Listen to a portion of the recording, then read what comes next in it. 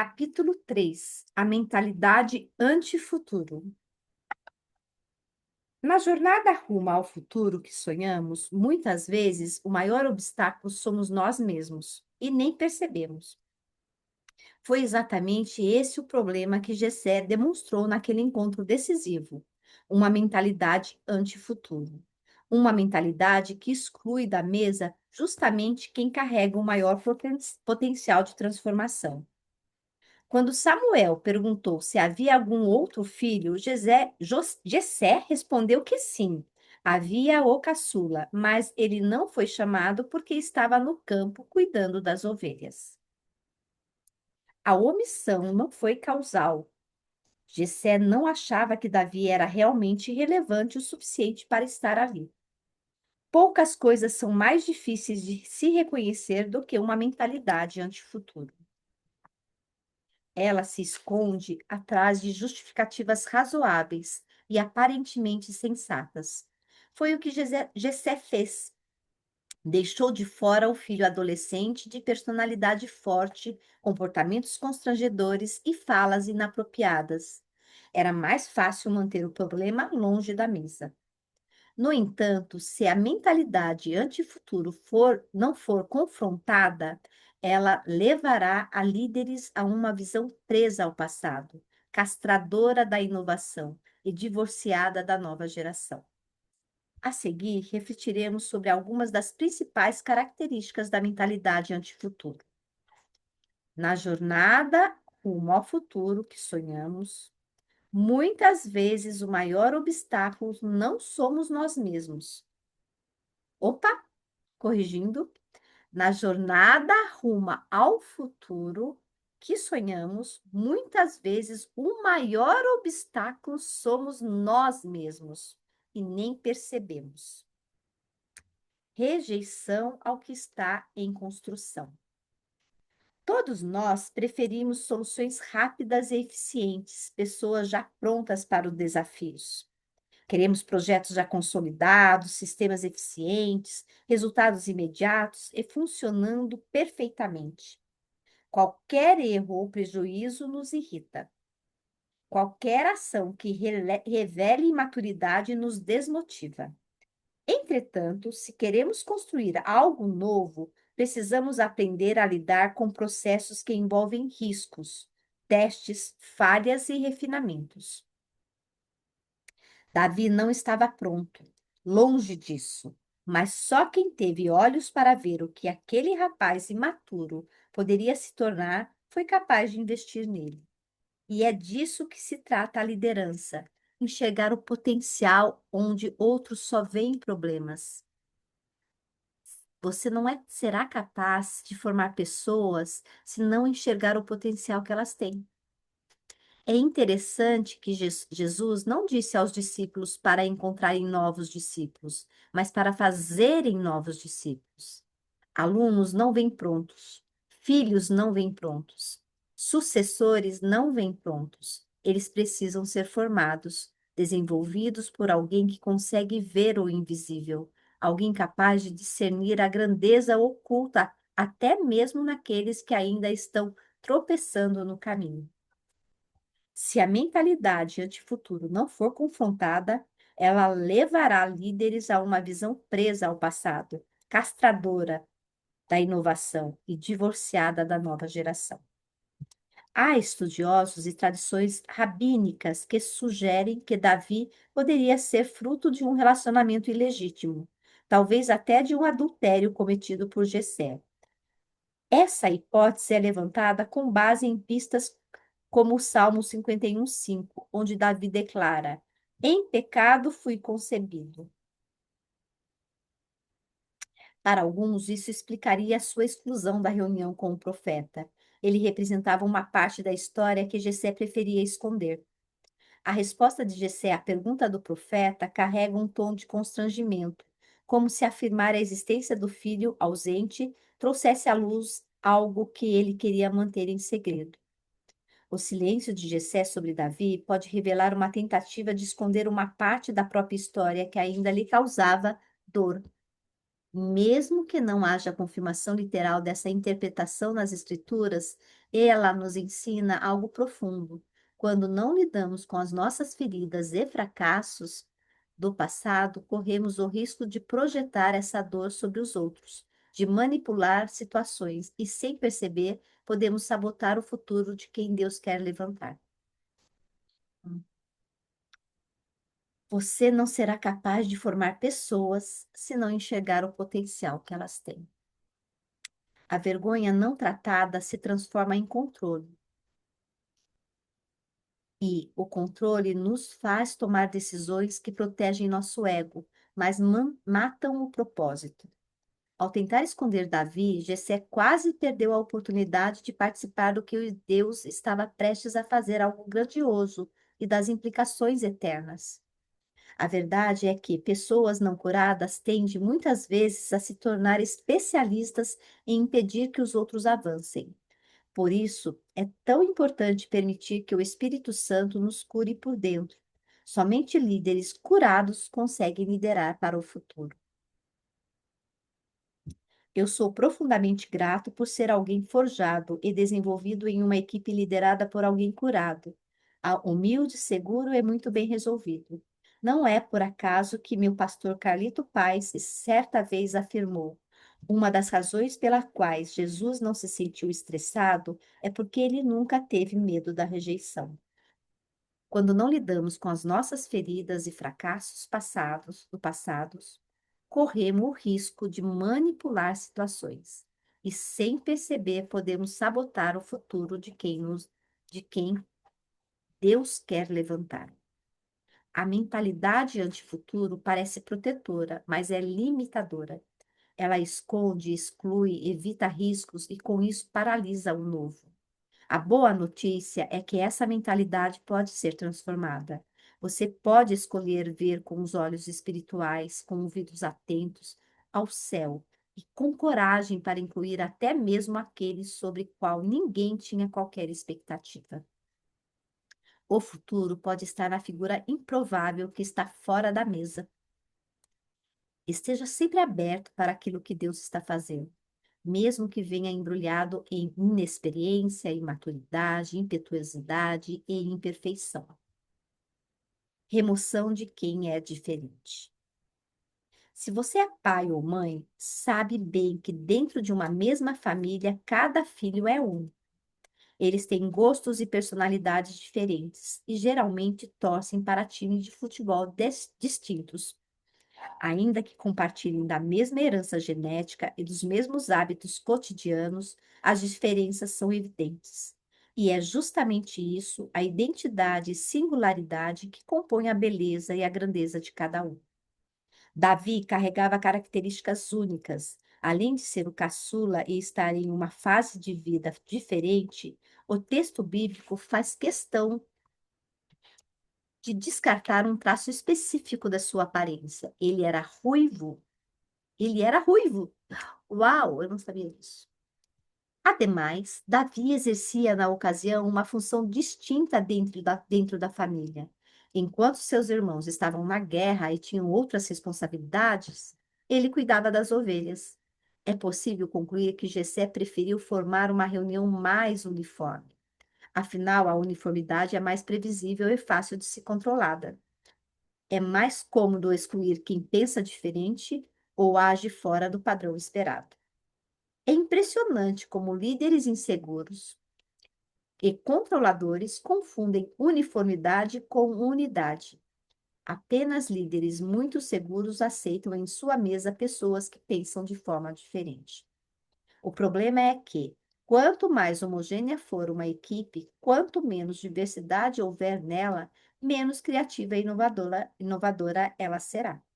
Diferentes perspectivas, habilidades, experiências, faixa etárias, culturas e personalidades são o que enriquecem ideias e produzem soluções mais criativas e eficazes.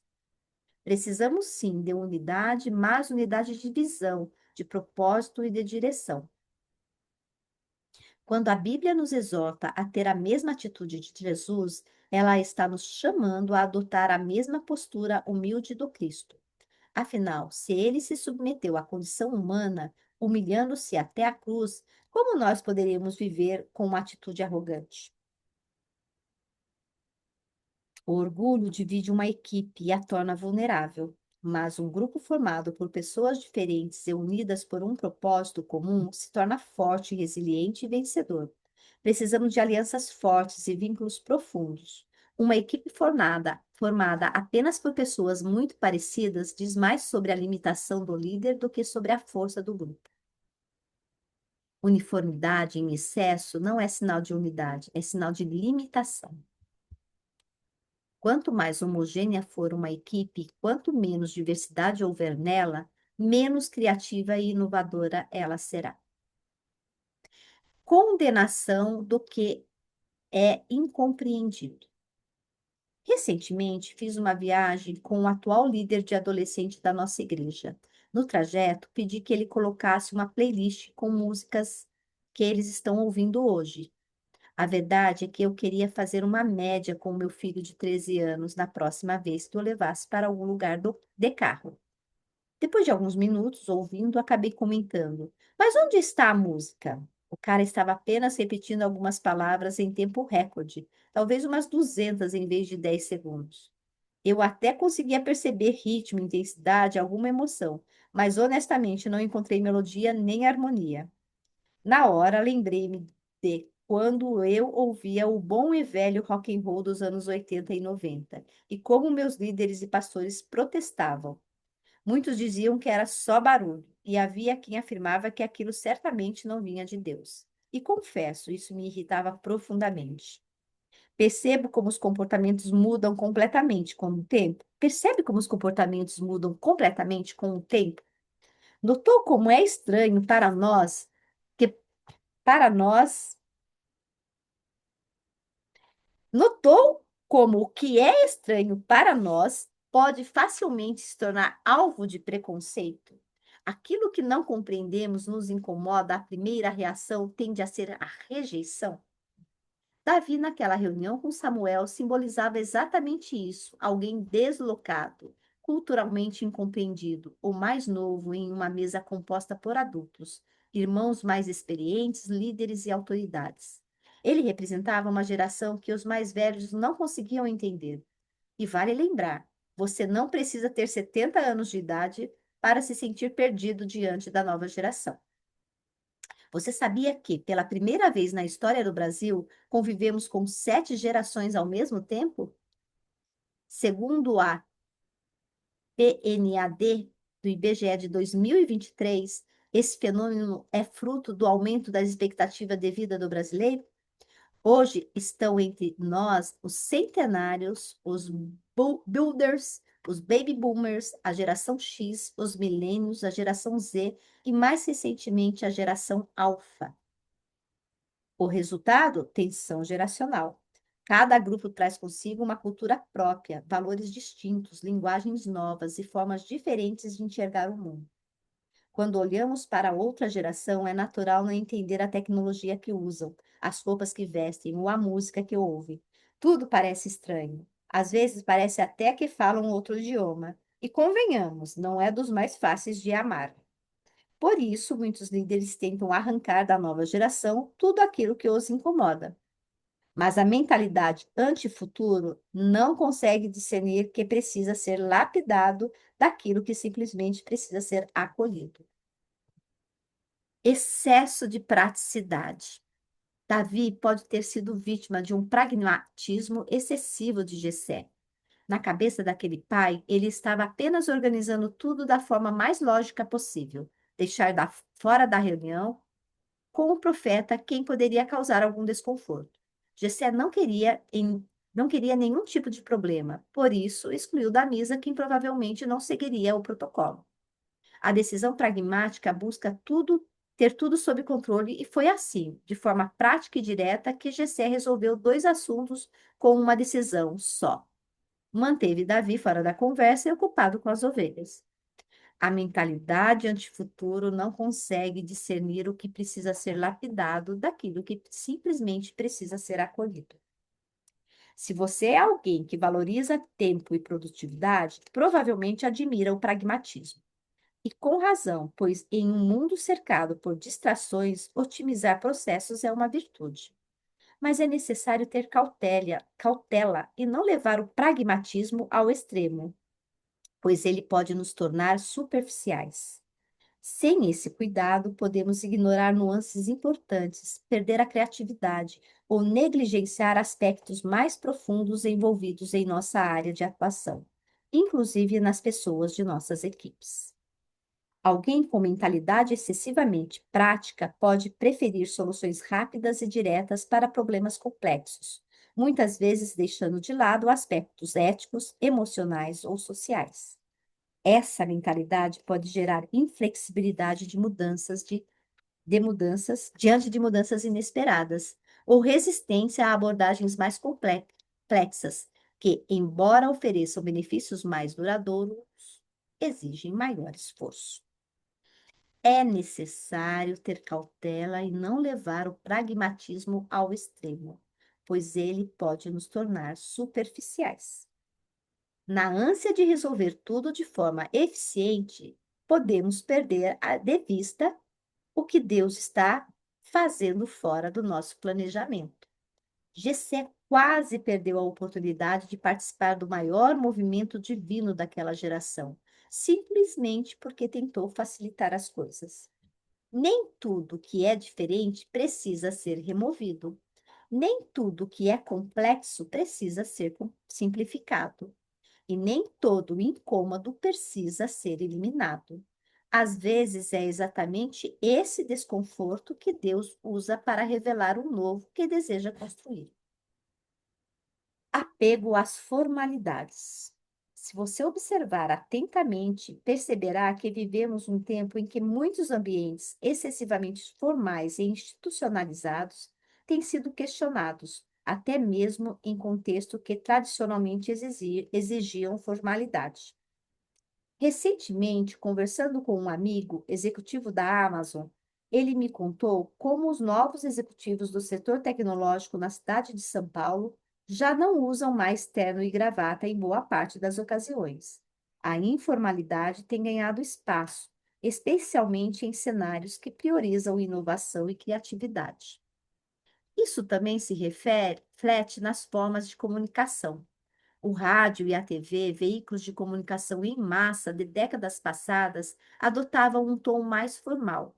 Hoje, com a ascensão dos podcasts e do YouTube, vemos o oposto: leveza, espontaneidade e linguagem acessível. Até os idiomas são atualizados com o tempo, revelando que novas gerações provocam mudanças e desconstroem antigas formalidades, quer você goste ou não. O problema surge quando hábitos, costumes e linguagens de uma época específicas são considerados sagrados e imutáveis. É aí que começa a guerra. Uma geração afasta-se da outra na tentativa de proteger tradições que já não fazem sentido para todos. Nem tudo que é diferente precisa ser removido. Nem tudo que é complexo precisa ser simplificado. E nem todo incômodo precisa ser eliminado. Jessé possivelmente tenha julgado Davi, considerando-o inadequado para aquela reunião justamente por ele ainda não ter sido moldado pelas formalidades esperadas. Essas formalidades, muitas vezes implícitas, incluem costumes, códigos de conduta e modos de vida e trabalho. Mas, se um líder não estiver disposto a abrir as portas da sua fraternidade para o novo, não verá mentes brilhantes e promissoras surgirem. Certa vez fui a um restaurante e algo curioso aconteceu. Cheguei ao hall e não encontrei nenhum funcionário. Olhei para o lado e depois para o outro, à procura de uma entrada, então segui pelo lado esquerdo até o salão principal. O maitre, sei lá como pronuncia, ao me ver, pediu que eu voltasse à entrada para acessar o restaurante pelo lado direito. Apontou um totem minúsculo com setas quase imperceptíveis. Segundo ele, eu deveria ter notado a sinalização e seguido exatamente 50 centímetros à direita do caminho que escolhi. Parece piada, mas não é. E o pior, não me deixaram sentar à mesa ou ver o cardápio sem que refizesse o trajeto correto. Uma geração afasta-se da outra na tentativa de proteger tradições que não fazem sentido para todos. É claro que a organização é importante em qualquer ambiente e contribui para uma boa experiência, mas o excesso de formalismo nesse caso provocou o efeito oposto. Só permanecia ali porque participaria de uma reunião com mais de 40 convidados. Infelizmente, muitas organizações, igrejas e equipes funcionam como aquele restaurante. Criam ambientes tão rigorosos e engessados que acabam afastando as pessoas com potencial inteligência e sensibilidade.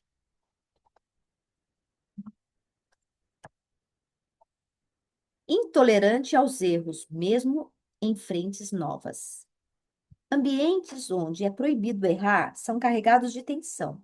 Nele, as pessoas se sentem travadas, com medo de agir e a proatividade desaparece. O erro é natural quando se está lidando com algo novo, seja um processo, uma função ou mesmo uma pessoa que está aprendendo. Talvez Jessé tenha deixado Davi de fora justamente por temer que ele cometesse algum erro, por falta de experiência naquele tipo de reunião. Se um líder não estiver disposto a abrir as portas da sua fraternidade para o novo, não verá mentes brilhantes e promissoras surgirem. Líderes que cultivam uma cultura de intolerância ao erro até conseguem manter o controle por um tempo, mas criam ao mesmo tempo ambientes rígidos, dependentes da sua supervisão constante. Quando um líder é implacável a expor falhas e não abre espaço para a experimentação, ele se torna o centro absoluto das decisões e o único autorizado a errar, aquele de quem a equipe depende para cada detalhe. Isso pode até parecer um sistema eficiente a curto prazo, mas logo se revela sufocante. A criatividade morre e a inovação é substituída pelo medo e pela passividade.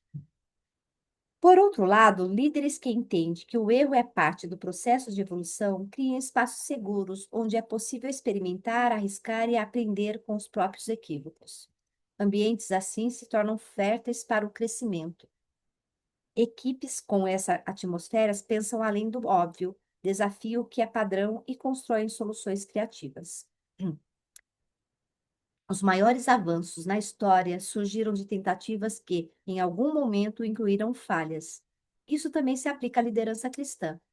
Um líder maduro e verdadeiramente eficaz não é apenas o que tolera os que tolera erros, mas o reconhece como trampolins para o crescimento, como caminhos indispensáveis para o progresso.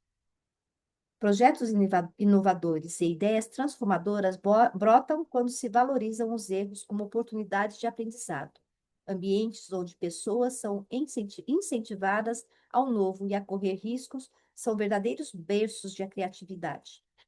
Onde há espaço para falhar, sempre haverá espaço para o crescimento. Esses lugares são férteis de criatividade e ricos em inovação.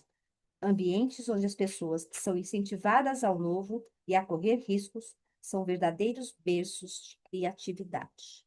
Mapa do líder de navegação. Uhum.